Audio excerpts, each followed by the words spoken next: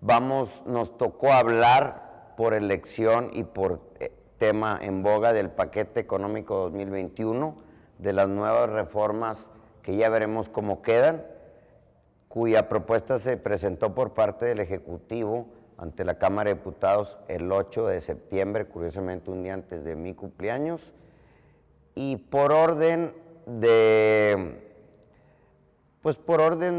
costumbre, y como el tema lo dice, paquete económico, empezamos con las reformas a la ley de ingresos para el año del 2021, y qué mejor de invitar aquí al doctor en economía, de los pocos que conozco, el mejor para mí, porque fue mi maestro y sigue siendo mi maestro y amigo, para que no nada más dé datos duros, sino que dé toda su opinión, qué tan reales son los números en cuanto a la necesidad del próximo año, que sabemos que es una situación extraordinaria. Seguimos terminando una pandemia que es una situación de contingencia, aunque le llamen así en decreto de emergencia. Entonces, pues, se da la palabra al doctor Marco para que pues dé su opinión, análisis constructivo y con toda su experiencia de, aparte, consultor en la materia. Muchas gracias, Samuel, por la invitación. Agradezco también al Instituto Tecnológico la oportunidad pues, de esta tarde platicar con ustedes sobre el paquete económico 2021. Como ustedes saben, año con año el Ejecutivo Federal presenta al Congreso un paquete donde incluye criterios generales de política económica, donde se presenta el marco macroeconómico que sirve de base para los proyectos de ley de ingresos y el presupuesto de egresos de la Federación. Entonces, para estos propósitos, primero el gobierno federal pues realiza una estimación de cierre del año de 2020, y en base a esta estimación de cierre es como se proyecta el ejercicio de finanzas públicas para el 2021. Y una cosa importante que tenemos que mencionar, que tenemos que señalar, es que si bien la pandemia ha ocasionado una recesión pues prácticamente en todas las economías del mundo, las últimas estimaciones señalaban que a lo mejor China tendría un ligero crecimiento positivo. Lo importante es que en el caso de México, desde el año pasado, en 2019, ya estábamos en una recesión económica. El año de 2019 tuvimos un retroceso en el crecimiento económico y de hecho antes de la pandemia, si nosotros vemos las proyecciones, las estimaciones que hacía el Instituto Nacional de Estadística y Geografía, el INEGI, teníamos en el primer trimestre del año un crecimiento negativo. Entonces lo que viene a hacer la pandemia, lo que viene a hacer es agravar esta crisis económica. De hecho hablamos de una caída en el Producto Interno Bruto del orden del 18% para el segundo trimestre del año. Entonces el contexto económico, el entorno en el cual se está proyectando 2021, pues ciertamente, ¿verdad?, es un entorno recesivo. Si nosotros comparamos la estimación de cierre 2020 con la que originalmente se pensaba, pues vamos a tener una variación muy fuerte, muy importante en estos parámetros. Para empezar, el gobierno pensaba que la economía mexicana iba a crecer 2% este año. La estimación de cierre que traen nuestras autoridades es un rango entre -7 y -10. El punto medio es 8.5%. Entonces la autoridad espera que se caiga la economía un 8,5%. Esta estimación luce optimista si nosotros revisamos las estimaciones pues, de agentes independientes, de proyecciones alternativas. Incluso hay estimaciones de hasta 12% de caída, 14% de caída en la economía. Este evento que viene a cambiar drásticamente la actuación de la economía también se refleja pues en menores ingresos presupuestales. La economía crece menos, se generan menos impuestos, entonces tenemos una situación donde las finanzas públicas también se ven afectadas. En materia de petróleo, desde que se sacó el paquete para este año 2020, se decía que eran optimistas las proyecciones porque pensaban que el precio del petróleo iba a subir y que también la extracción de petróleo iba a aumentar en más de 13%.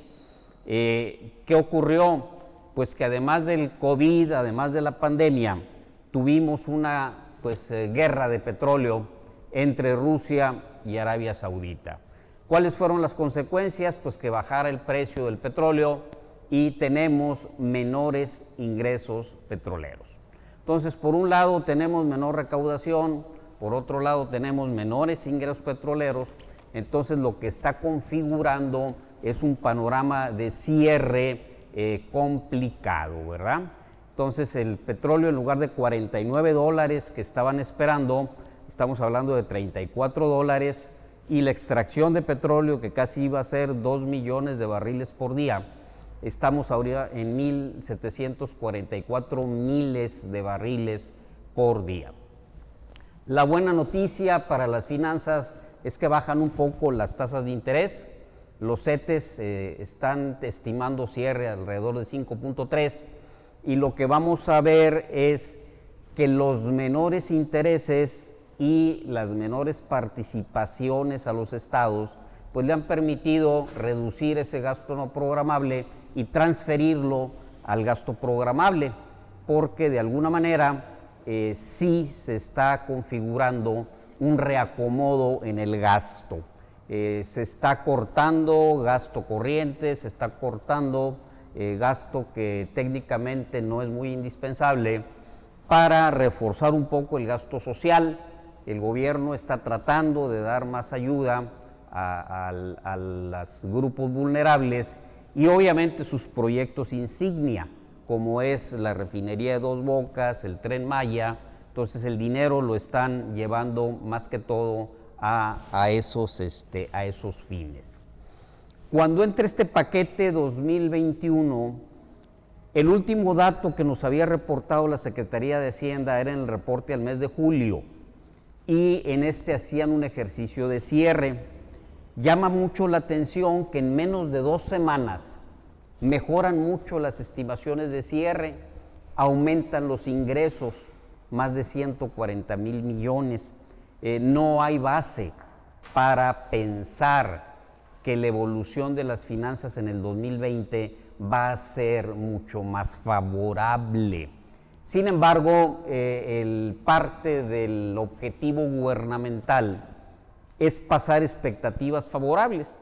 Como sabemos, la economía es una ciencia social y en ciencias sociales las expectativas son importantes.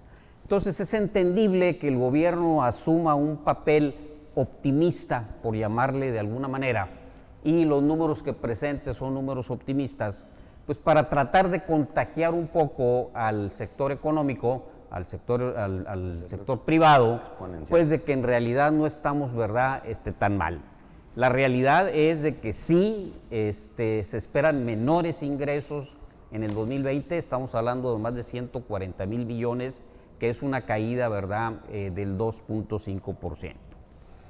¿Qué está pasando con los ingresos? Bueno, pues los ingresos propios están cayendo casi 120,000 millones, los tributarios 273,000 millones, son caídas muy fuertes, muy importantes, tanto en renta como en IVA, como en IEPS, y hasta el IEPS a las gasolinas se vio reducido fundamentalmente porque bajó la demanda, bajó el consumo. Pero el gobierno instrumentó algunas medidas como la eliminación de los fideicomisos y se pudo hacer de algo de dinero adicional. El fondo de estabilización de los ingresos presupuestarios todavía quedaban como unos 150,000 millones del año pasado, pues este año se lo van a acabar. Entonces, por el lado de ingresos no tributarios, pudieron medio capear un poco la tempestad, aún sin embargo, se quedan abajo de la ley de ingresos para 2020. ¿Qué escenario tenemos para el 2021? Pues ellos esperan que la economía va a crecer 4.6%. De hecho, ponen un rango entre 3.6 y 5.6, ¿verdad? Como decimos, luce optimista. O idealista. Idealista, ¿verdad? En alguna medida vamos a decir que si los negocios que cerraron por la pandemia volvieran a abrir, pues podría ser factible que este crecimiento se diera. El problema es que no sabemos cuántos de los cierres van a ser definitivos, gente que no va a poder volver a abrir. Incluso muchos sectores que están abriendo ahorita, como el restaurantero, pues con un 30% de aforo, pues claro, eso no me da a mí margen, ¿verdad?, para regresar al nivel de ventas que tenía pre-pandemia. Muchas actividades están con aforos limitados. Claro. Abrieron casinos, por ejemplo, también con los aforos limitados, los cines, ¿verdad?, los espectáculos. Entonces aquí, mientras no tengamos un regreso a la normalidad, pues difícilmente podremos saber el daño de los negocios que ya no van a volver a abrir. Ahora, se habla de una nueva normalidad. ¿Por qué? Porque la pandemia nos está cambiando los hábitos de consumo y de ahorro. Si alguien tenía un ahorrito que le permitía, ¿verdad?, quedarse en casa y no salir, pues quizás va a tener ahora la impresión de que tiene que reponer ese ahorro. A lo mejor hay un COVID-21, a lo mejor hay un COVID-22, no sabemos. Como fue influenza COVID. Pues de 19, del COVID-19, pues nos vamos a porque fue en 2019. ¿La influenza? La influenza, ¿verdad? Pero no sabemos si vamos a tener una nueva pandemia. La gente ya está un poco más cautelosa, cambian tus hábitos de consumo, eres más frugal, eres más austero, viajas menos, tienes temor, ¿verdad? Entonces quizá la nueva normalidad ni siquiera sabemos cómo vamos a terminar. Entonces el escenario que se plantea para el siguiente año, pues va otra vez la burra al trigo, más precio del petróleo, más producción de hidrocarburos, vamos a crecer. De hecho, las previsiones de mayor recaudación pues lucen alegres, porque creen que la recaudación va a crecer al mismo ritmo que la economía, incluso un poquito más, al 4.7, y de alguna manera están proyectando una tasa, más bien una cuota complementaria al impuesto especial sobre producción y servicios, a las gasolinas y al diésel. ¿Qué pretenden?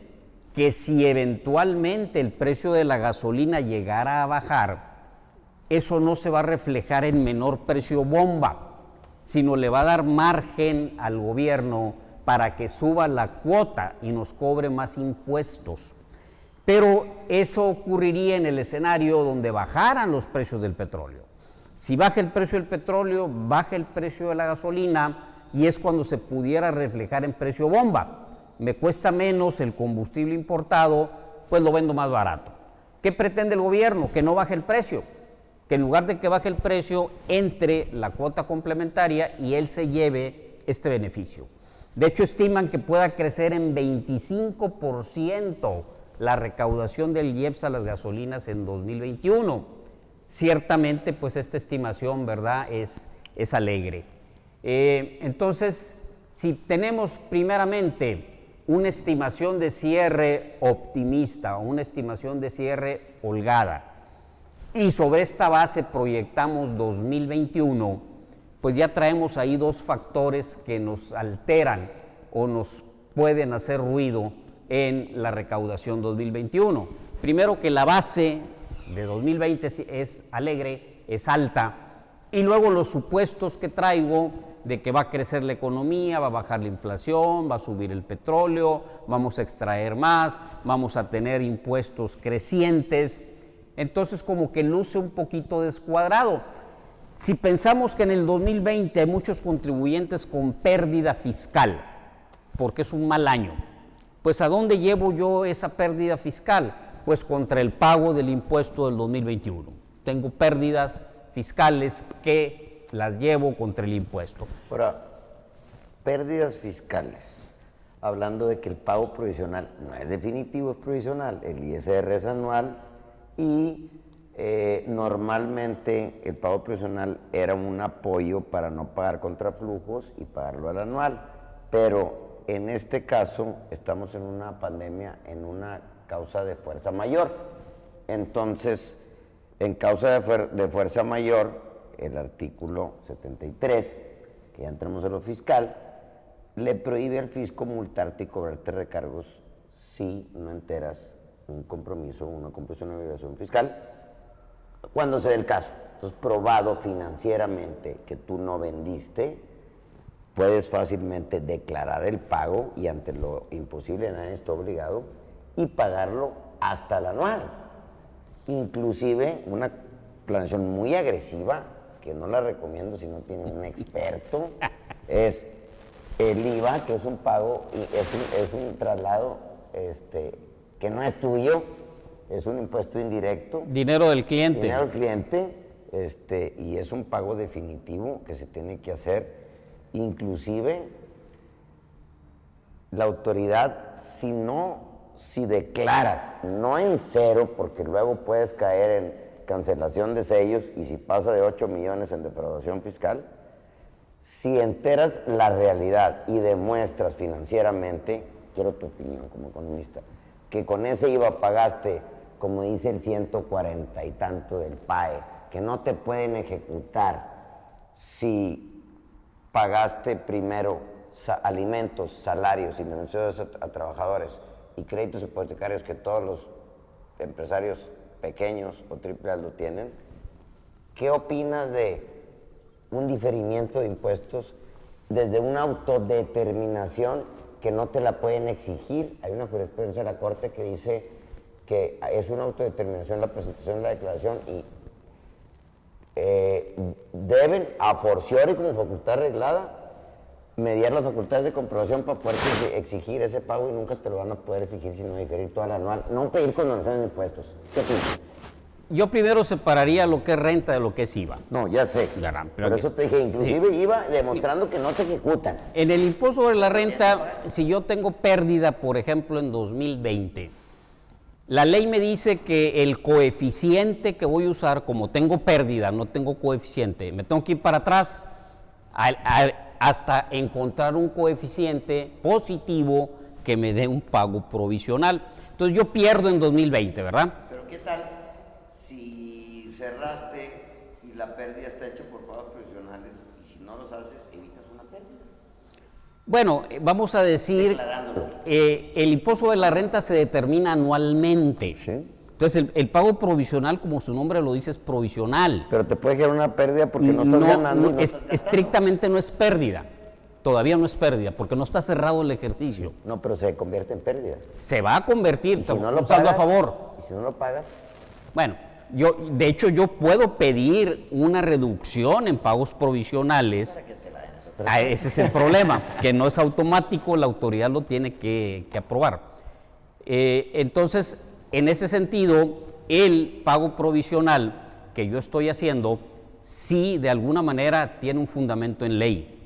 Entonces, si yo tengo una pérdida en el 2020, eso no me exime de buscar un coeficiente positivo y que la autoridad pretenda que yo pague un pago provisional por mis ingresos brutos en el 2021. Pero yo ya puedo aplicar la pérdida contra pago provisional y decir, oye, ya tengo arrastrando una pérdida, no te entero. Entonces, ¿cómo puedo yo pensar que va a subir la recaudación de impuesto sobre la renta cuando va a haber muchos contribuyentes con pérdida? Entonces no es lógico el supuesto. Y como tú decías, el presupuesto extraordinario, pues lo están gastando, por no decir con negligencias, con lujos, en lugar de aplicarlo a lo que está presupuestado, que no se pudo dar con los números brutos del ingreso, por no recaudar. Claro. Ahora, si se cae la recaudación, la Ley Federal de Presupuesto y Responsabilidad Hacendaria lo que señala es, tienes que reducir el gasto. Menos ingreso, menos gasto. Ahora, no lo están haciendo. No, obviamente no. No lo están haciendo. Se cae el ingreso más de 140,000 millones y el gasto está prácticamente igual. Entonces están aumentando la deuda. Aunque digan que no hay más deuda, es mentira. Cada vez se está contratando más deuda, tanto interna como externa. Ahora, hablabas del IVA. En el caso del IVA, ahí sí yo cobro de mi cliente el IVA. No es tuyo. No es mío, es del fisco. Ahora, ¿qué es mío? El acreditable. Okay. El IVA que yo pagué en mi proceso productivo, ese sí tengo derecho a acreditármelo, es mío. Pero recuerda, yo lo separé, dije, es un indirecto, no es tuyo, entró a tu cuenta y todos se lo quieren robar. Sí, el problema es de que si no tengo dinero... Si te hacen facultades de comprobación y no al año de inmediato, te determinan un crédito, pero si no lo enteraste, como quiera, no te pueden multar porque lo declaraste, nada más no lo enteraste.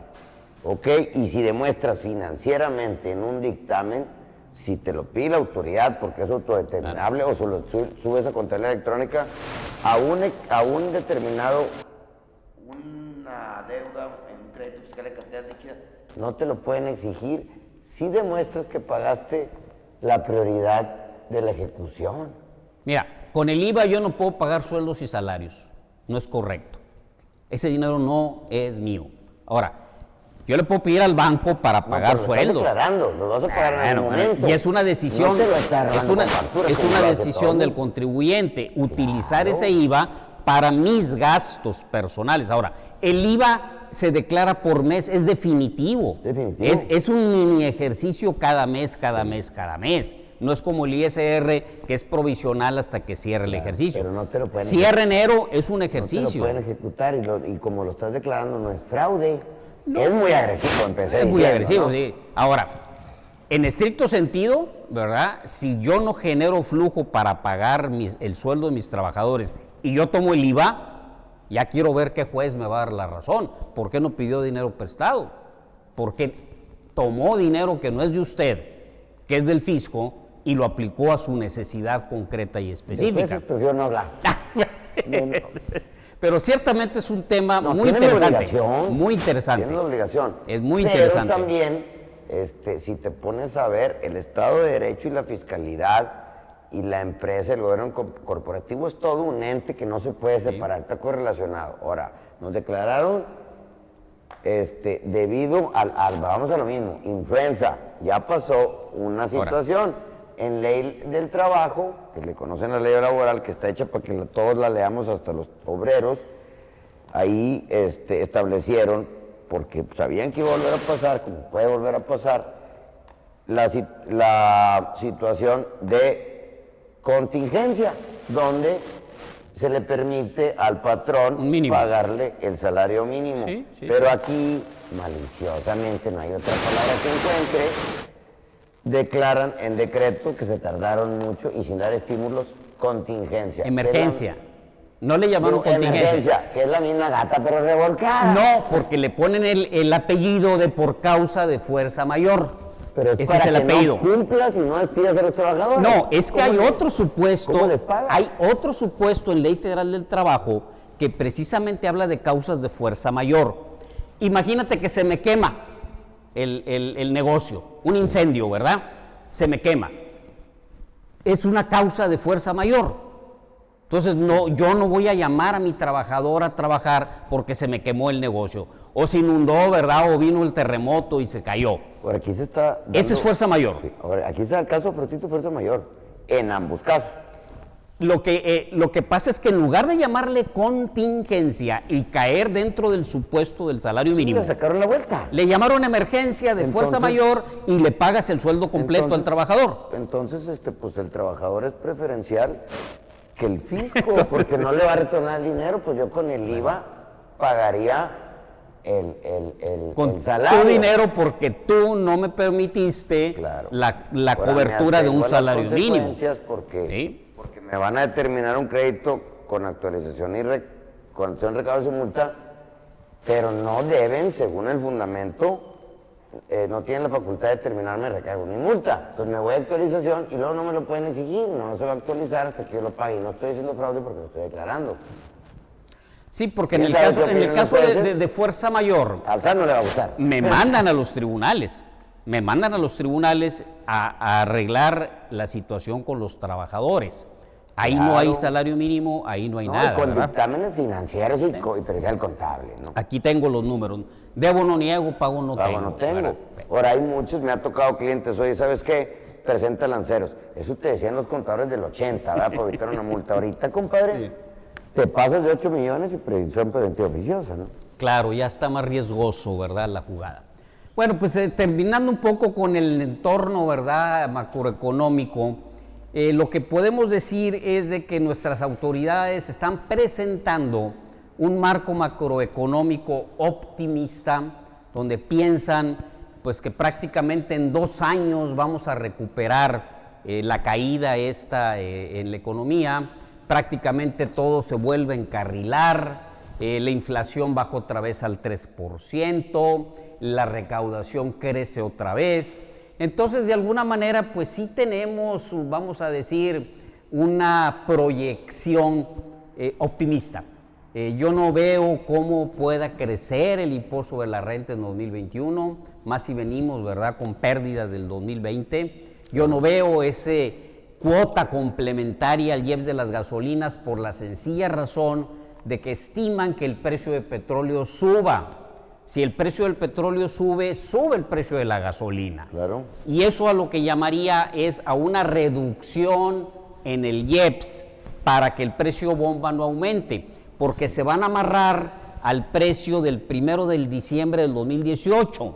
Ese es el precio objetivo. Entonces la idea es que si llega a superar el precio real al que tuvimos en 1 de diciembre del 18 actualizado, yo tengo que dar un subsidio. ¿Qué quiere decir esto? Bajar mi cuota de IEPS y mi recaudación incluso sería Para que menos. el precio no se vaya harto. Entonces, pensar en que va a haber una cuota complementaria, no. ¿Qué pasa en materia de gasto? Pasó una cosa muy curiosa este año. No dieron estimaciones de cierre 2020. No hay estimaciones de cierre. Entonces, todo el ejercicio que están presentando en el paquete económico 2021 se comparan con lo autorizado y aprobado para 2020. Entonces, me estoy comparando contra algo ficto. Un ejemplo, participaciones, estados y municipios. Si yo estimo que voy a recaudar 100, pues yo te voy a repartir 20 pesos, ¿verdad? Pero ¿qué pasa si no recaudo 100? Si recaudo 80, pues te voy a participar menos, el 20% de 80 te voy a dar 16. Oye, me habías prometido 20, sí, pero no hay dinero, ¿verdad? Te doy 16. ¿Qué pasa, verdad, si ahora yo estimo que te voy a dar 18? Si me comparo contra el 16, estoy creciendo.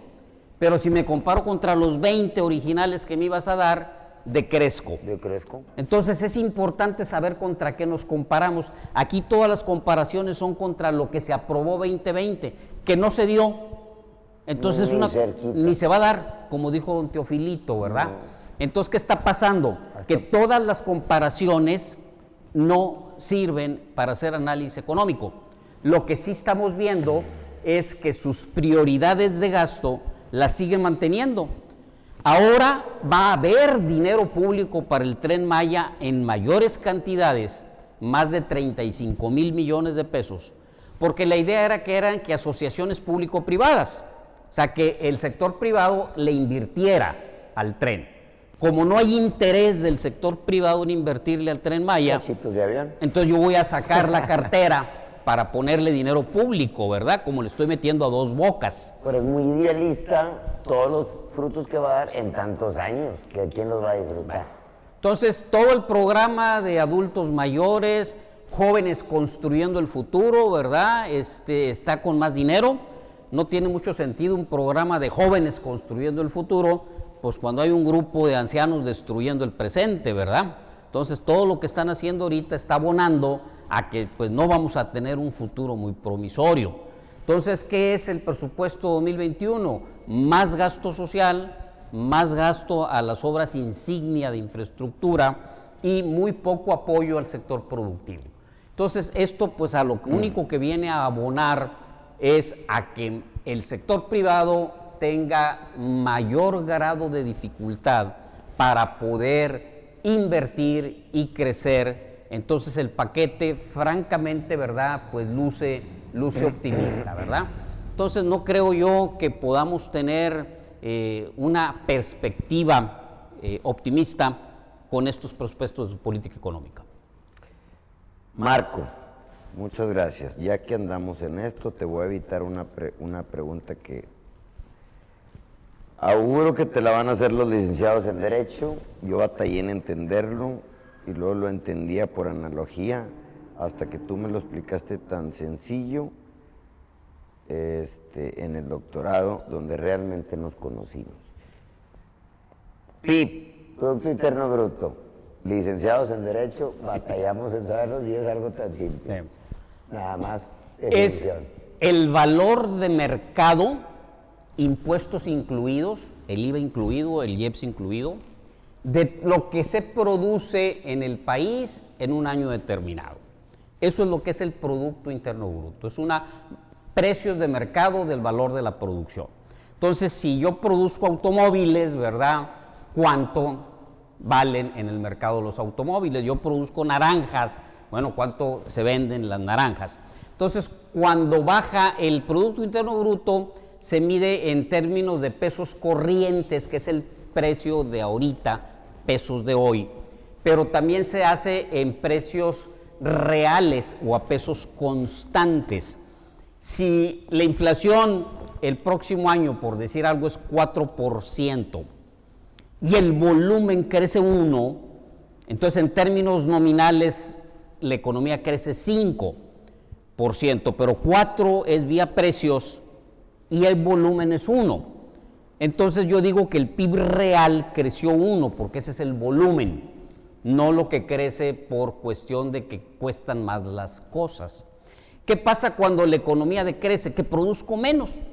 Claro. Produje menos carros, produje menos naranjas, produje menos cemento, varilla. Entonces, como mi producción es menor en unidades, ¿verdad? Pues también cae en valor. Entonces, cuando la economía decrece, es que estoy produciendo menos. Eso es el Producto Interno. Ni hablemos de Oriente, porque es otro show, ¿no? Bueno, Marco, ya para dejarte un poquito, relajarte y que ahora tú me hagas unas cuestiones, van 3 en 1, muy rápido. Estamos hablando de Ley de Ingresos y Gasto Público que tienen que estar concatenados a forciori.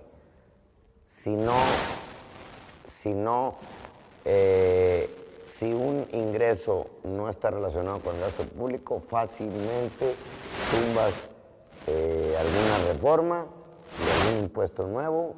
Bueno, debería de fácilmente en un juez de distrito o en la corte. Que la corte de hoy, pues, les aplaudo. Entonces, ley de ingresos. Ley de ingresos, yo la resumo como un catálogo. Eso yo lo usé en la aplicación de la Compensación Universal el año anterior, que para mí seguía habiendo Compensación Universal porque ley general deroga ley especial y no tenían por qué hacerlo en ley de ingresos, era para que caiga quien caiga y el que no se ampare, y aunque hayas perdido un amparo, estamos hablando de legalidad, y desde el 2011 vienen constitucionalmente principio pro persona. Hay una tesis que se las voy a compartir de Estados Unidos, del common law, que es totalmente distinto, no es sistema romano-germánico basado en legalidad, que decía por ahí un ministro, decía, no nada más están obligados los contribuyentes a hacer planeación económica a su favor, no nada más están facultados, están obligados. por ahí lo usamos mucho en muchas cosas, ¿no? Entonces, partiendo de esa premisa, ley de ingresos, ¿cómo la defines tú? Una. Dos, desde que yo me acuerdo en mi primer clase de principios constitucionales, que entré ahí, me ahorré unas clases por tener otro doctorado con gran maestrazo y doctor y amigo y rayado de corazón, Paura, Juanito, pero bueno, para mí es el doc. Bueno, eres tú, no se crea. Entonces, por ahí, desde por ahí yo empecé a ver esto, porque decía, oye, muy fiscalista, ve los números primero para que de ahí partas a ver si ofreces tus servicios, ¿verdad? Porque aquí es tripartito, ¿no?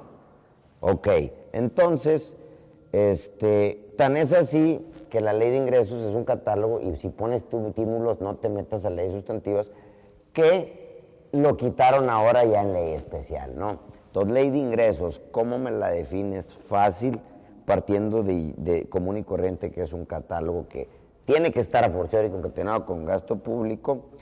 Están los estímulos del IEPS, con eso vamos a cerrar. De la historia del IEPS ni hablemos, no la sabemos. Yo la verdad me sé todo el origen, tenía una noción, porque tú me la platicaste en una clase con manzanitas, que no tiene razón de hacer, pero bueno, no es IEPS. No cumple fines, es recaudatorio, les encantó, es un doble IVA y son 3 IEPS, ¿no? Y ya por último, lo que hablaba de mi clase de principios constitucionales tributarios. De aquel entonces, pues no sé, 7 años, algo así, o 5, tú no me vas a decir la fecha porque tú ves esto, diario es lo tuyo, eres un experto consultor de los mejores que conozco, y eso que conozco muchos, que se dicen ser. Entonces, desde ese entonces recuerdo que el petróleo, y recaudaban mucho menos de petróleo y mucho más de recaudación. Ahora, tienen récord de recaudación y aún así no han recaudado la meta. ¿Qué opinas de todo esto? Bueno, ley de ingresos de la Federación. Para empezar, yo no sé por qué le ponen ley. Porque catálogo. Si en ley de ingresos de la Federación, por ejemplo, dicen que de impuesto a la renta se van a recaudar 2 millones de pesos, por poner un número, pues eso es una estimación. Hay una ley del impuesto de la renta, ¿verdad? Entonces, claro, ¿por qué es ley de ingresos de la Federación? No es ley que se tenga que recaudar esta cantidad, este monto, son cantidades estimativas. El mandato que te da la Constitución como ciudadano es de contribuir, ¿verdad?, a sufragar los gastos públicos. Y si tú te fijas en ley de ingresos de la Federación, están impuestos, derechos, ¿verdad?, los productos, los aprovechamientos. Estímulos. Las contribuciones que tú vas a imponerle a la población. Para llegar a un número. Para sufragar el gasto. Es que tiene que empatar ley de ingresos con presupuesto de egresos. Son dos caras de la misma moneda. Por eso, si no tengo suficientes ingresos... Una ley y otros presupuestos, el gasto es más fácil. Es decreto.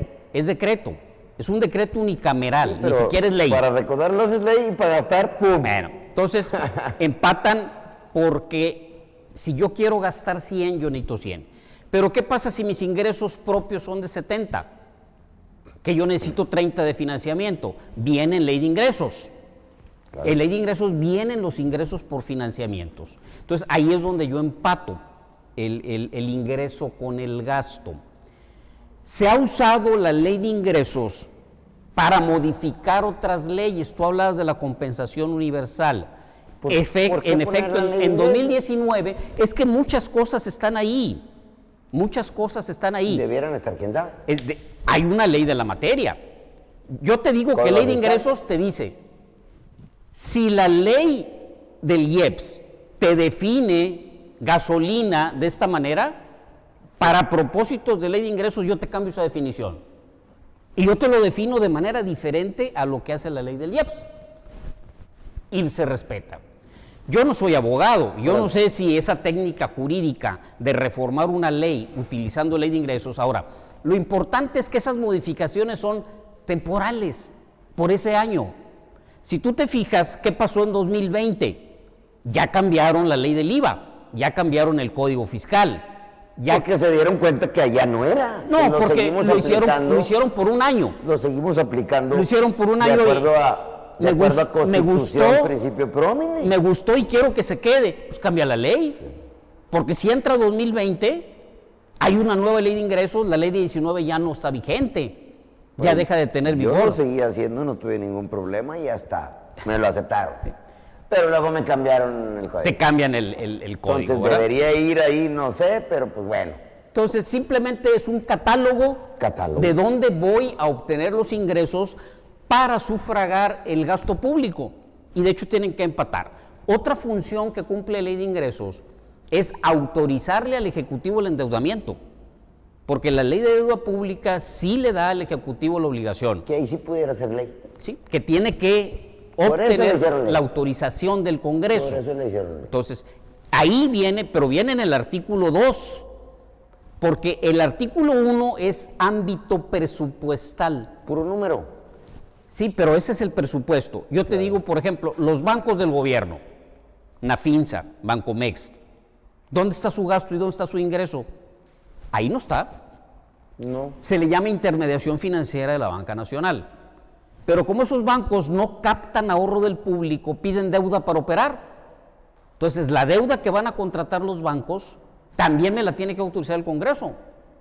Pero ya lo ponen en el artículo 2, donde detallan cuánto van a endeudarse. Pemex, cuánto se va a endeudar. CFE, cuánto se va a endeudar. La deuda está también en el ingreso. No el ingreso directo. Entonces, de alguna manera, cumple con la función de señalar de las fuentes de donde se va a financiar el gasto público. Pues me pareció muy perfecta tu explicación. Números van a estar en la ley, ya los comentaste, los reales, quién sabe cuáles sean, he visto tantos, yo creo que hasta tú todavía te cuestionas todos. Sí. Me pasa por ahí con un cuate que conozco que saca unos datos duros y pues ¿dónde lo sacaste? Pues de la página de tal, pues a lo mejor ahí es la bronca, ¿no? Ahí dice, pues ahí por dice. Eso, cuestiónatelo todo, como decían un coach por ahí, ¿no? Ya para cerrar, opinión personal, no, de acuerdo a tu experiencia, vamos a irnos a un augurio, a un futuro eminente. Desaparecerán, como han hecho involuciones de todo, o la ley energética dará un retroceso y prohibirá las importaciones de diésel. Mira, el problema es que este nuevo gobierno no está respetando las reglas del juego que se establecieron con la reforma energética. No se están respetando. Lo primero que hicieron, ¿verdad?, fue parar todos los procesos que estaban de nuevos proyectos, y luego están incluso regresándole atribuciones tanto a Pemex como a CFE, que anteriormente se le habían limitado a través de la Comisión Reguladora de Energía, precisamente para incentivar y motivar que se desarrollaran los importadores particulares, privados. El poder monopólico que tiene ahorita Pemex es grandísimo. Y si Pemex ahorita quiere tronar a los importadores de diésel y de gasolina, tranquilamente lo puede hacer, decretando un precio más bajo para sus clientes que el de importación, y entonces no voy a poder vender yo porque Pemex está vendiendo más barato. Se le impedía a Pemex hacer eso a través de regulaciones de la CRE, ya no existen esas regulaciones. Entonces sí estamos en riesgo de regresar a esas prácticas monopólicas, y pues obviamente, ¿verdad?, que para la economía serían muy malas noticias. Pues sí, porque cada vez le compran más a Pemex, cada vez eso incita más al huachicol y pues es lo que evitamos, ¿no? Claro. Pues bueno, Marco, pues muchas gracias. Creo que sigues conmigo porque vas a estar participando. Claro.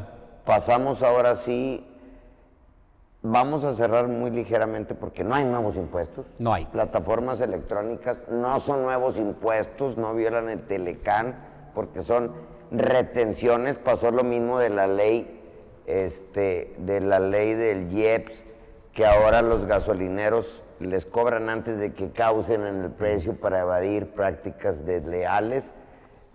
Intentamos los amparos, hubo consigna desde arriba a que nos sobreseyeran todos y se respetó. Tuvo que respetar la ley y nos ajustamos, ¿no? Bueno, se ajustaron, pues por ahí la gente que se dedicaba a eso, ¿no? También se estaban robando el IEPS, ¿no? Como lo siguen haciendo. Con el IVA, pues también ponderar, como dice la Corte, hay que ponderar el perjuicio mayor. Y a lo mejor nosotros no violamos derechos humanos, pero a lo mejor dejamos pasar uno por el beneficio común y que no todo es bien común, ¿verdad? Así es. Bueno, entonces pasamos por cuestión de importancia a lo mismo, a la recaudación. La recaudación, ¿dónde viene? No hay impuestos nuevos, viene en la ley adjetiva, que es Código Fiscal de la Federación. Vamos a ver una dinámica que va parte de un resumen y una bitácora que el Ejecutivo es lo que pretende, según resumen de su exposición de motivos. Después paso a ver, no voy a ver todos los artículos, no se puede, sería tedioso, ni yo me los aprendo, ni mucho menos ni pretendo. Entonces vamos a partir de la conclusión que dio en la reforma la Prodecon, que les aplaudo, que los quieran desaparecer o quitar quitar este presupuesto y demás. Y voy a mencionar ciertas violaciones que veo, sin definir qué es cada principio, ni ponerles un concepto de violación, ni mucho menos, porque para empezar todavía es una propuesta. Proyecto. Va a ser así el siguiente apartado que yo les voy a comentar. ¿Cómo van a recaudar? Si pretenden recaudar. Entonces partimos de ese esquemita y va a ser muy rápido. Si me salto cosas son porque son muy técnicas y vámonos a lo que viene, ¿no? A lo que viene al 2021, que ya está reiterado. Bueno, pues pasamos con las reformas al Código Fiscal de la Federación, mediante las cuales es una ley adjetiva que trae cuestiones sustantivas, que es la base para la recaudación, donde se tipifican la mayoría del cumplimiento de las obligaciones fiscales y las facultades de comprobación. Bueno, empezamos. El Ejecutivo Federal propone una exposición de motivos a manera de bitácora y maneja ejes. Entonces, vamos a enlistar los ejes: simplificación administrativa y seguridad jurídica. Bueno, aquí manejan lo que pretenden, que es choro, porque es teoría. Vámonos a los objetivos prácticos. Otorgar mayor seguridad jurídica. Si así fuera, que bueno. Simplificar el cumplimiento voluntario de las obligaciones fiscales. Si así fuera, que bueno. Delimitar la actuación de la autoridad fiscal, proscribiendo la arbitrariedad y la corrupción. Falso. No delimita nada, sino todo lo contrario. Y luego proscribiendo la arbitrariedad, pleonasmo y corrupción. No manejan nada en contra de la corrupción. Lo vamos a ver. No, seguridad jurídica, aunque no lo crean, les aplaudo 2, 3 cosas que nunca me había pasado. Y simplificar el cumplimiento voluntario de las obligaciones tributarias, nada más que no pusieron para quién, porque para el contribuyente no le simplifican nada. Bueno, simplificación administrativa y seguridad jurídica.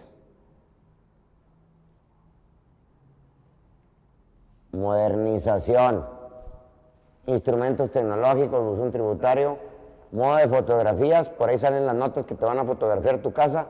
No es cierto, les voy a decir por qué.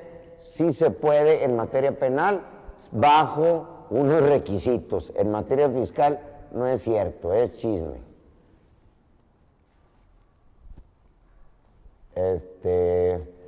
Gestión tributaria. Sí se las leo. Esta miscelánea incluye propuestas en las que se privilegia el ejercicio de las facultades de gestión tributaria, asistencia, control, donde le ponen en la palabra control ya no nos gusta a nadie, y vigilancia. Esto sobre las facultades de comprobación, inspección, verificación, determinación y liquidación, de acuerdo con el Ejecutivo Federal. Esto lo dicen ellos. Esto es congruente con el principio de autodeterminación y confianza ciudadana que parte de la idea inicial que el contribuyente cumple adecuadamente con sus obligaciones.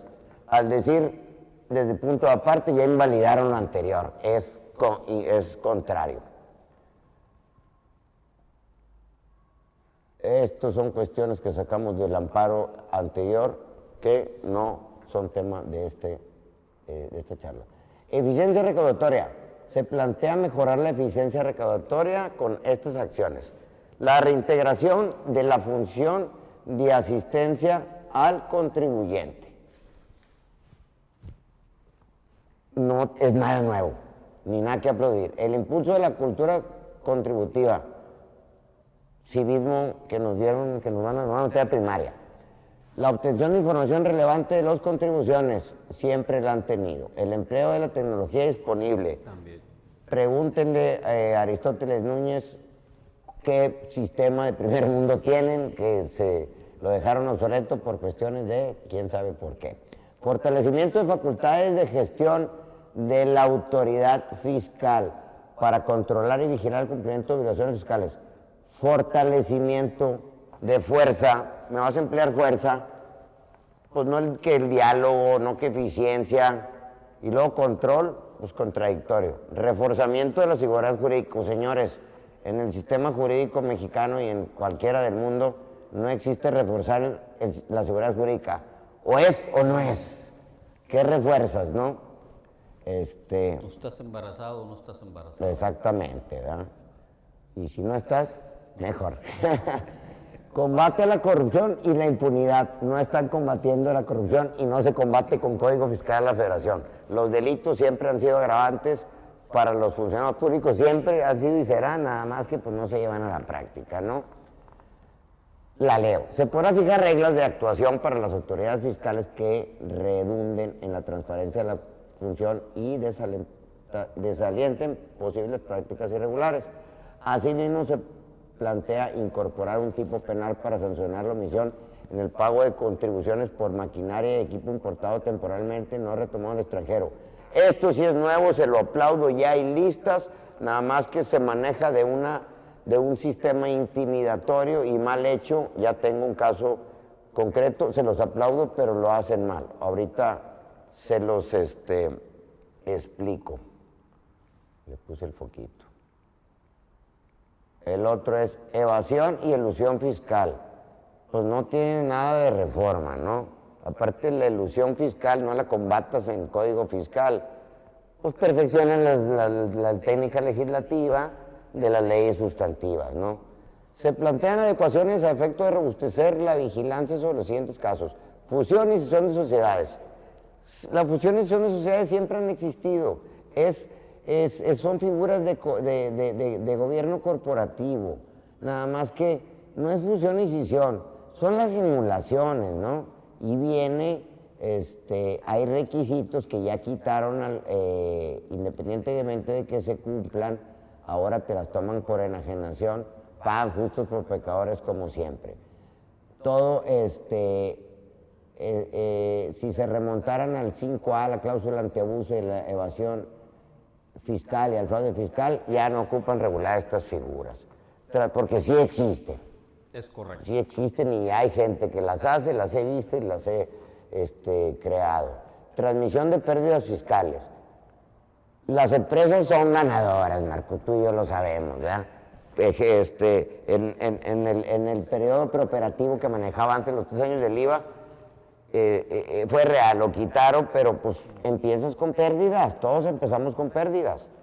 Los que tenemos ya un guardadito, que nos fue bien, o que, como dicen, nacimos en cuna de oro, o que ahorramos o jalamos como burros y luego ya invertimos sin ganar. Entonces sí existen, pero El 80% es como el outsourcing, está prostituida la figura, por eso ya está el 69 bis de hace rato, que cambiaron algo que se los aplaudo.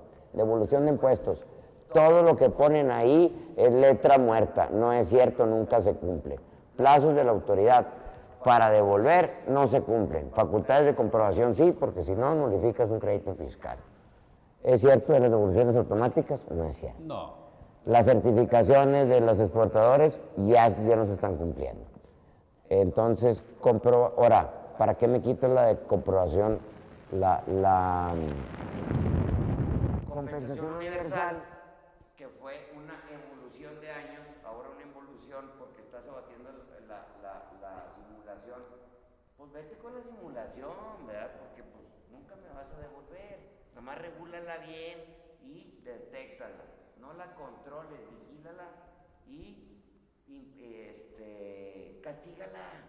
Pagan justos por pecadores. Pagan justos por pecadores. Ahora, pues no es justo, ¿verdad? Comprobantes fiscales que presumiblemente amparan operaciones simuladas. Cada vez hacen más presunciones juris tantum, no juris de juri, no al revés, no son juris tantum. Te cancelo sellos temporalmente, están cancelados, ¿verdad? La garantía de audiencia ahora resulta que no es previa, que es en juicio por reforma en el 14 constitucional, ¿no? Pero bueno, más chamba para los abogados. Evasión y elusión fiscal. Aquí son todos los artículos que cambiaron. Evasión, y aquí nos vamos a ir, el más importante, lo de las devoluciones del 22, mentira. 7H bis, les aplaudo algunas cosas, que las vamos a ver. Evasión y elusión fiscal. De no presentar en 40 días la declaración de los sectores fiscales, procederán a dejar sin efectos el certificado de sellos digitales. ¿Qué opinan de esto? Pues yo creo que es más terrorismo fiscal. Están asustando, ¿verdad?, al contribuyente, que te puedo suspender tu sello, tus posibilidades, ¿verdad?, de facturar, de tener ingresos. Está lo mismo que congelar cuentas. Días y no te cortan, o sea, ya está estipulado, ¿para qué más? 22, devoluciones, falta de localización del contribuyente, domicilio manifestado ante registro, falta de contribuyentes como una causal para tener por no presentar una solicitud. ¿Por qué no presentada si era existida? No te puedes cambiar de domicilio. Sí, ahora, hacen las actas y luego lo que buscan es que me prescriba. Tenme por no existido y no me prescribe. Ahora, ¿por qué no lo aplicas en el 45, no? Pausa.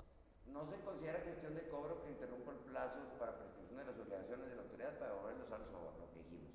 75. Nuevos agravantes de infracción que deberán ser consideradas para la imposición de las sanciones respectivas. Agravantes, agravantes y más agravantes.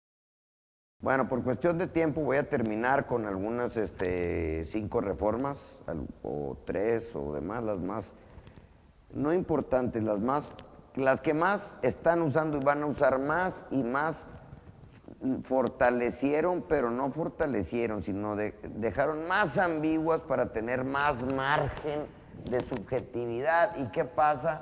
Va a haber, se presta a la arbitrariedad. ¿Y qué va a pasar? Más perjuicio y más judicialización, ¿no? Y pues judicialización es más gasto público y menos entrada de ingresos. ¿A quién le conviene tener 2 auditores un año en tu oficina y luego unos de la jurídica que gastando para no recaudar nada, porque por una violación les cancelas todo? Pues no jala, se baja el cero, no contiene. Artículo 5A.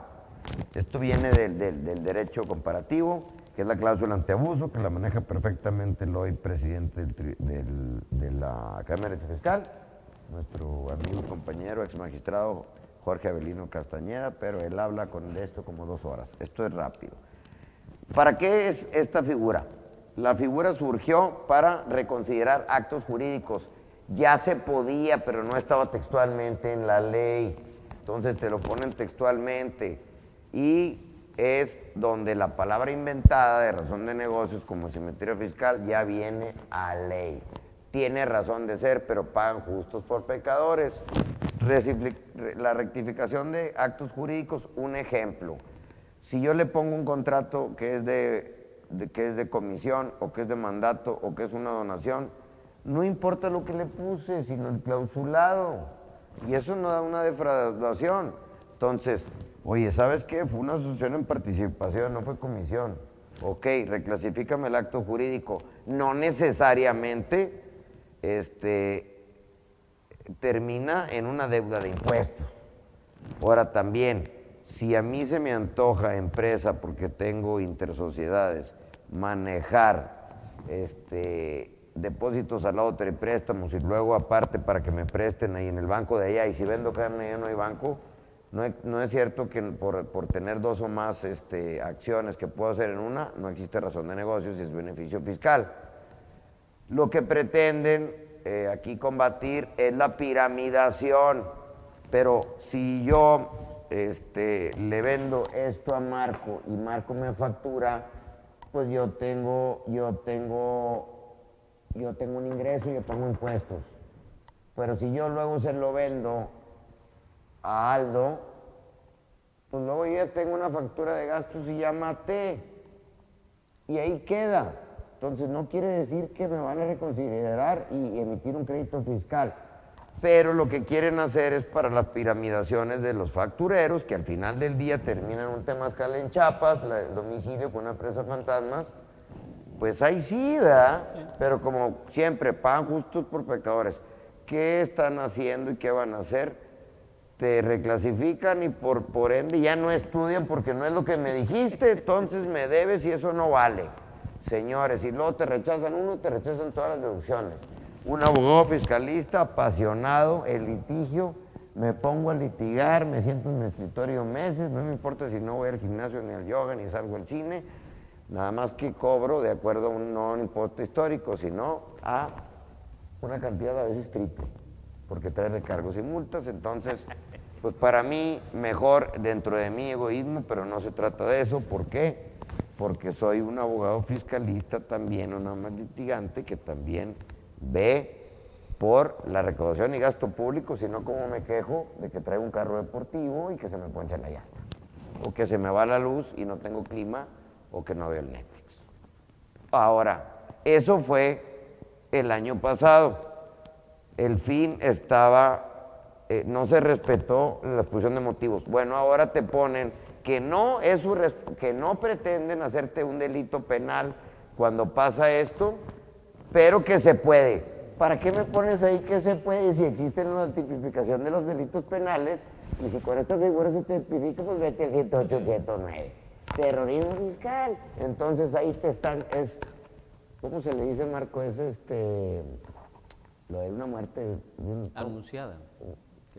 Una crónica de una muerte anunciada. Crónica de una muerte anunciada. O sea, para allá van. Entonces, pues prepárense y vayan no les digo que conmigo con Marco, pero con tu abogado cabecera, que sea un despacho integral, porque hay de todo. Esto no tiene razón. Por ejemplo, nada más, se ponen a votar y a perder tiempo y a gastar en presupuesto, en las cámaras y en tiempo y en nosotros, para otorgar certeza jurídica porque unifican el horario en México. Señores, hay muchas cosas más importantes que ver y aquí está un economista por excelencia, ¿no? Me voy a ir directo. Lo que decías, ya hay una bolsa mexicana de valores, hay ley fintech, pues reconocer que hay más cosas que ya son. Cosas que ya son y que están en la ley de mercado de valores, bien hecho. Ahí va. Se propone modificar el Código Fiscal de la Federación para incorporar el servicio de verificación de identidad de los usuarios y su vinculación con los medios de identidad electrónica otorgado por el SAT, emitiendo una respuesta binaria ante la edición de aquellos particulares que determinen el uso de la firma electrónica avanzada como medio de autentificación o firmar documentos digitales. ¿Cómo van a hacer esto? ¿Se van a tomar una foto con el periódico el día que hagan como hacen con lo del COVID y resulta fraude? O sea, dejen de hacer esto, ¿no? O sea, ya saben quiénes son, vayan y compártelos, hay notarios muertos firmando cosas de estas, vete al mercado de abastos. Servicio de verificación. servicio. Al rato va a haber un derecho. Exactamente. Al rato va a haber un derecho y pues van a contratar y se va a hacer una licitación y pues ojalá y los que me manejan las redes sociales se perfeccionen para que los contraten a ellos, ¿no? Esto es muy importante. 17 HBs, cancelación de sellos. Ahora le hicieron temporal. ¿Cuál temporal?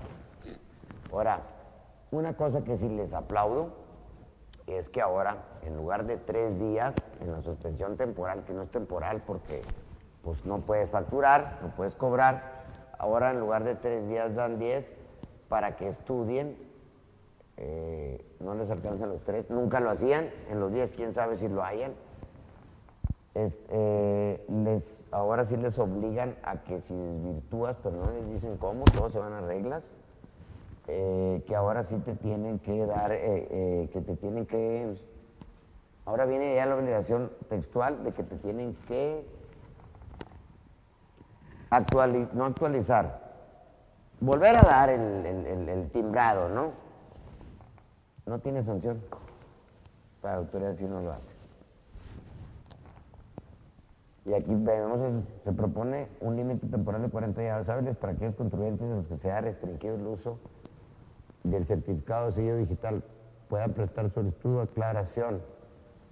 Oye, y si me notificaron, o si no abrí el buzón, 40 días me das de baja, ahora sí, ya, definitiva, pues, oye, y si te quiero pagar impuestos, pues de ahí tengo un IVA, ¿verdad? En la facturación y lógico. 17K.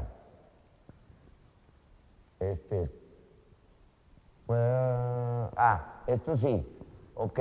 Ya la autoridad te puede mandar mensajes, por buzón tributario. Buzón tributario. Pues qué bueno, ¿para qué me hiciste si me intimidas? Porque ya me la sé, van 10 pelados, dicen que todos son administradores centrales y demás, y son raza de ahí o de afuera. A los doctores se los hacían, les ponen todo oscuro, los intimidan y les sacan una correlación, debes esto en pantalla. Entonces, pues mándame mensajes y ahora no nada más el correo electrónico, sino el número telefónico y los que yo quiera que ellos consideren. Eso sí es un diálogo. Que se respete es otra cosa. Tu teléfono personal es tuyo, personal. ¿Por qué lo tienes que proporcionar para propósitos fiscales? O sea, eso es ya meterte en tu intimidad. Bueno, eso sí lo ponen como a fortiori y otros análogos. ¿Por qué teléfono? Ahora a mí no están llegando mensajes. Ahí está el buzón tributario, para eso sí. Ahora tú escógelos, no arreglas mi celular. Ya ni hablemos de las devoluciones. Y recuérdame, por favor, George, las 2 causales que pasaron de suspensión, que es lo mismo, de suspensión provisional a definitiva, que son las de las listas negras. Ahora pasan de provisional a definitiva. ¿O me equivoco? A definitiva. Eso es para mí un aplauso. Porque sí, de temporal pasan ya a definitivas. Ya ves que este año hicieron el 17 HBs 10 y mandaron todas las fracciones a la temporal. Digo, el 17 HBs temporal, que es lo mismo, y te dan menos días. Entonces, bueno, sí se las aplaudo como autoridad, porque Alefo ni siquiera le daban, le ponen una 11 en la definitiva, no le daban ya chance de nada cuando estaba en lista negra, le dan una segunda oportunidad. Entonces, como fisco está bien, como gobernador contribuyente, si ya no desvirtuó, ¿por qué le dan otra? ¿Y están combatiendo eso? Pues no están combatiendo la corrupción. Y a los CEDOS, ahí sí, a los CEDOS les vuelven a dar una oportunidad y les dicen que independientemente que hayan desvirtuado o no ante los 30 días. Eso sí, porque en miscelánea estaba la obligación desde este año de notificarles por buzón, pero en miscelánea, no a todos. Entonces, pues yo creo que unos sí y otros no, porque ya los equiparaban y no es lo mismo. Unos son delincuentes de delincuencia organizada, nacieron para eso, y los otros se les hizo fácil y cayeron en un ilícito.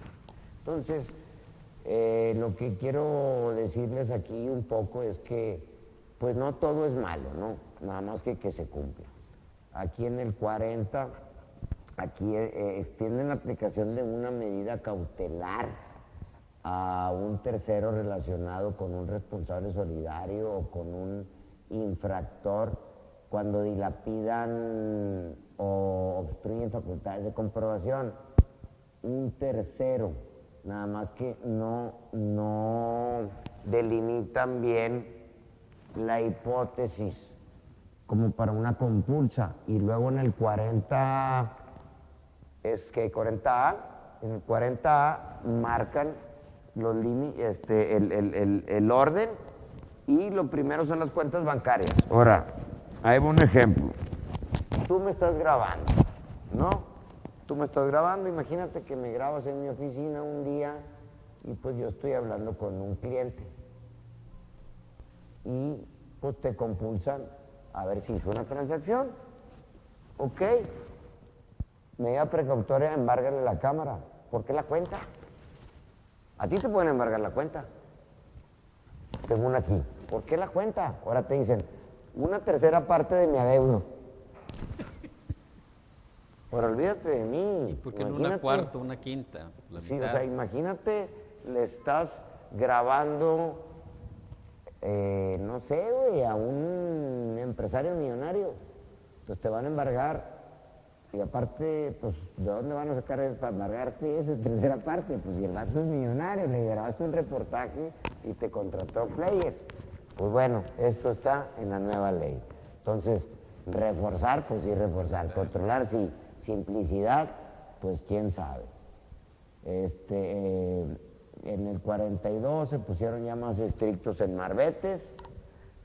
Y en cuestiones de, pues, quién vende botellas, aplíquenlo, pues ahí está el moche, ¿no? Aplíquenlo y está muy bien. Visitas domiciliarias. Es muy común que el visitado, la persona con la que se entendió la diligencia, incluso los testigos se nieguen a firmar el acta o aceptar o recibir una copia de la misma. Por lo anterior se requiere establecer que no afectará su validez y valor probatorio de las citadas actas. Entonces, ¿qué van a hacer en visitas domiciliarias para que no pase esto? Van a tomar fotografías únicamente cuando ejercen facultades de comprobación y cuando sirva para detectar infracciones o simulaciones o omisión de pago de los impuestos. Entonces, pues yo a lo mejor le tomo la foto a tu computadora, pero no le voy a tomar la foto cuando tú estás contador con la computadora, ¿no? Y es lo que van a llegar a hacer. Ahora, los drones, todo el mundo tiene drones. Oye, van a volar un dron y con la nueva ley de armas, o no sé cómo se llame, no me compete porque a mí no me gustan esas cosas, pues le van a dar un tiro al dron, ¿verdad? Y luego, pues ahí va a haber otro problema, ¿no? Ya para acabar, quiero hablar de las notificaciones, bueno, 69, mira el cuadro comparativo, ya para acabar, porque quiero hablar del 69, y este sí estuvo bueno. El 137 es de notificaciones personales y que si no te encuentran, te dejen citatorio, ya no es al día siguiente. Oye, si está en España, pues como que al día siguiente, bueno, ya dicen en el día correspondiente. Que lo hagan, pues van a tener los mismos machotes, ¿no? Se las aplaudo. Ahora hablan de herramientas tecnológicas. No dicen cuáles. Yo tengo cámaras. Ahora no dicen de quién. Yo tengo cámaras en mi oficina. Entonces, ¿pueden revisar mis cámaras? ¿No son de ellos? Proporcióname los videos. Pero no son de ellos, no están usando sus herramientas. Ahora, tengo cámaras en mi casa, hago fiestas, Ahora hablan de domicilio fiscal, pero ahora por ahí hay una resolución miscelánea y son criterios de esas que, como las cuentas, eso sí les digo yo, no existen cuentas no fiscales, todas son fiscales, una es la que declaraste, entonces, pues me van a pedir las cámaras para grabarme y van a saber, y a lo mejor quién sabe qué ven, oye, y pues si tenía una fiesta y fue un facturero como hay vendiendo en los gimnasios, delincuencia organizada, y voy para el bote. Entonces, pues esto es lo que viene, señores, lo que estaban haciendo ya está en ley y aún peor, que no cunda el pánico. La verdad es que el que se defiende, la verdad es que lo que a mí me compete en mi experiencia ya no lo molesta, o lo molestan 2 veces. ¿Crees tú que esto va a pasar sin problemas en el Congreso? Mira, yo nunca había visto una sesión de reforma fiscal en el Congreso. Lo vi porque di conferencias 2 días, andaba bien cansado allá en la oficina de Cancún y me fui al hotel y la vi. ¡Qué vergüenza! Casualmente sucedió que pescaron y dejaron ir el hijo del Chapo el día de la votación. Hablaron de todo, hablaron de política, se echaron y la presidenta le estaba pegue y decía, por favor enfóquense en el tema fiscal. Entonces, pues en el Congreso, y decían misa y si no, va a pasar la mayoría, es un fast track. En el Senado va a haber un poco más de elegancia, va a haber reservas, va a haber ahí por ahí gente que conocemos que va a haber 8 reservas y lo van a tirar al león. Pues sí. Entonces, pues simplificación administrativa y seguridad jurídica, modernización, gestión tributaria, eficiencia recaudatoria, pues obviamente, pero pues se va a judicializar. Combate a la corrupción e impunidad, pues ¿ustedes qué creen? Yo creo que no se va a cumplir. Vamos a terminar, así como yo le hice un cuestionamiento más que nada para que explicara Marco, recibo el de él, y le voy a ceder la palabra para que nada más, por terminar, mencione las reformas, a grosso modo, coloquialmente, sustantivas de renta y IVA, si es que acaso hubo algo. Bueno, pues ya vamos a cerrar con este capítulo y en realidad lo importante de las reformas, como ya lo estaba comentando Samuel, las encontramos en el Código Fiscal de la Federación, porque si nos vamos a otros impuestos, ISR, IVA y EPS, ya habíamos comentado lo de la cuota complementaria a las gasolinas que pretende instrumentar el gobierno federal y quizá alguna otra situación pues de interés general sería la retención a los intereses que hacen los bancos. Esta tasa de retención está vigente actualmente en 1.45% y se aplica sobre el capital invertido. En la ley del impuesto sobre la renta, lo que es acumulable es el interés real, no el interés nominal que percibe el ahorrador. Se propone que esta retención se reduzca de 1.45 a 0.97, prácticamente un 1%. Pero la propia autoridad estima que para el 2021, por ejemplo, los CETES van a pagar una tasa promedio de 4% al año. Si la inflación le estiman en 3%, pues entonces el interés real, 4 menos 3 es un 1%, ese sería el ingreso gravable. Y si me van a retener el 0.97, pues prácticamente es confiscatorio, ¿verdad? La retención. Claro. ¿Qué va a pasar? Pues vamos a salir a favor, ¿verdad? Y vete a pelear y pide tu saldo y a ver si te lo dan. Y pues básicamente pues se está cumpliendo con la promesa, ¿verdad? Pues de no generar nuevos tributos, aunque pues de alguna manera cambian bases y de alguna manera van tratando de fiscalizar más, están tratando de recaudar más, de hecho lo están haciendo.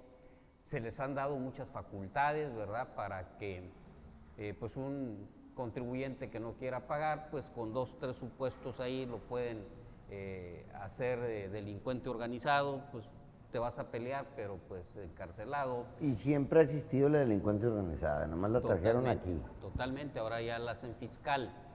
Y de alguna manera parte de lo que están recaudando pues es precisamente utilizando este tipo de argumentos, porque la jefa del SAT lo declaró en una entrevista que cuando ellos platican, cuando ellos hablan con asesores fiscales, con despachos, con abogados, al único acuerdo que llegan es a que no están de acuerdo. Exactamente. Entonces, pues ¿para qué pierden el tiempo con los asesores fiscales? Están citando directamente a los socios accionistas y pues simplemente les están, ¿verdad?, proporcionando la información de que pues ya corren más riesgo, ¿verdad? Que si quieren litigar lo pueden hacer, pero hay riesgo de que lo hagan, ¿verdad?, pues desde la cárcel. Y les congelen las cuentas, les apliquen la ley de extinción de dominio y pues obviamente, ¿verdad?, que hay muchos que pues deciden mejor pagar, ¿verdad? Y luego a lo mejor ya peleo, pago lo indebido, pero ya desde libertad. Entonces todo esto es lo que estamos viviendo, ¿verdad? De que tienen una política muy fuerte de fiscalización y que en algún momento, ¿verdad?, pues es intimidatoria, pero reformas así interesantes, nuevas, que como se ha oído por ahí, impuesto a las herencias, etcétera, ¿verdad? Pues por lo pronto había dicho el presidente que en los primeros 3 años no iba a haber una reforma importante de gran calado, lo están cumpliendo en ese aspecto. Esperemos a ver qué pasaría para un 4º año de gobierno, porque pues sabemos que el año que entra es de elecciones y pues difícilmente sería un escenario propicio para una propuesta de reforma. Muchas gracias. Lo que sí es que no hay nuevos impuestos, pero están haciendo retenciones anteriormente a la fecha de la causación y les dan pues en la torre a las finanzas, a la liquidez. A la liquidez y a la economía de las empresas, a los proyectos que ya tenían, más con esta pandemia, como la retención de plataformas, la retención de servicios, no cumplieron con la exposición de motivos desde el 1 de enero que entró en vigor, y luego le cambiaron y pusieron conceptos porque eran los que usaban los defraudadores, y resulta que esos conceptos, como por ejemplo limpieza y software, que son los reales outsourcing, ahora están sufriendo eso. Seguridad también. Seguridad pagan justos por pecadores. Hubo una temática de las salió en pregunta del SAT, pero no es tan ley, tan ambigua, que los auditores, que yo no soy auditor, ni tú tampoco eres auditor, somos consultores, no conviene decir que somos asesores, porque tenemos que reportar esquemas que hay muchos esquemas que hacemos que no encuadran ahí, pero pues van a querer que los reportemos. Ahora llegamos al absurdo que un abogado lo iban a multar con 200 millones de pesos y no reportaba. Pues gracias, porque piensan que tenemos ese dinero circulante, ¿verdad?